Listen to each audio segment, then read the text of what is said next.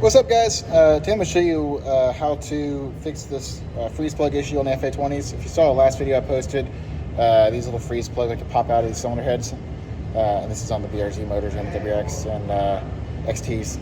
But I'm going to show you the solution to not have this problem, whether you're just rebuilding it and you want to make sure this doesn't happen to you, or whether it's already happened to you and you're trying to figure out how to fix it. So I'm going to show you what I do here.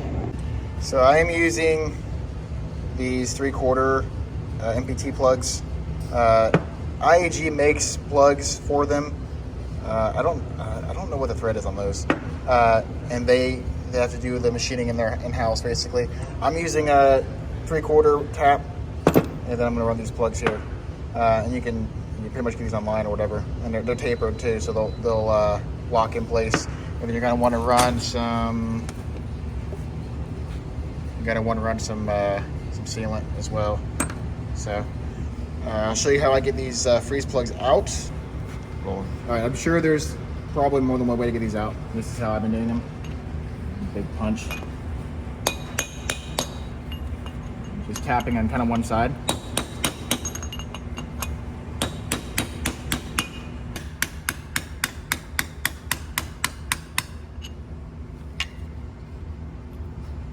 There you go. I am tapping these dry. If I was gonna just tap these and throw them back on the motor, I would put grease in here so it would catch all the metal shavings. But these are gonna be soft to the machine shop to get clean anyway, so I don't really care if it gets metal shavings in there.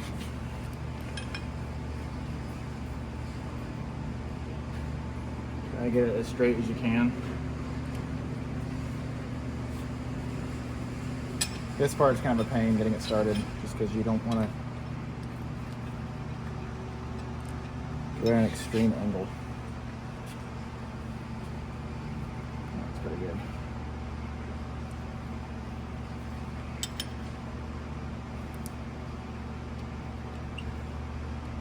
So go forward a little bit, come back, forward, back, and you're just trying to get a nice clean cut.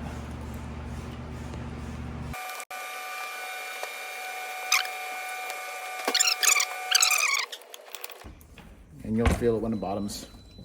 I've actually put a little mark on my tap so I know how far to go in. There's a little paint mark on this side that I have, just so I can kind of reference. And right there I'm bottoming out. So I'm gonna pop this thing back out. Clean the thread just a little bit before I do. Okay, now we're gonna test fit our plug.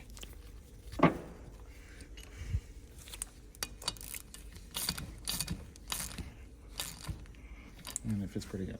Well, obviously we're not actually installing this right now because I gotta get this machine first, but if we were to really install this permanently, I would go ahead and put the thread sealant on there and seal them up. So I finished all that, and I had come to the conclusion that I was not happy with it only going in about 2 or 3 threads. So I bought another tap, and I chopped about 1/8 inch off or so, maybe a little bit more, not a whole lot.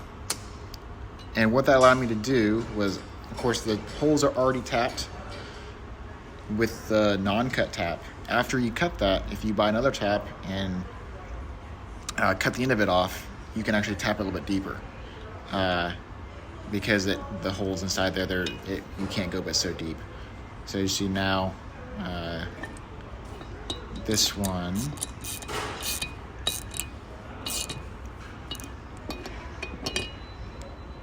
that's the or that's the one that was not tapped twice. So that was just how it was before. As you see here, with the tap that's been cut, you can go a lot deeper. And it shouldn't restrict any flow or anything. There's plenty of room around there for it to flow. But this will be a little bit tighter, help you keep it from popping back out. And then here is the sealer stuff that I used. Hope that was helpful. Make sure you do this if you're rebuilding your FA, because first-hand experience, they will pop out and it will destroy your motor. I had 5,000 miles on this motor, gotta do a full rebuild all over again. So make sure you do this, or have them freshly done, whatever you wanna do. So anyway, catch you later.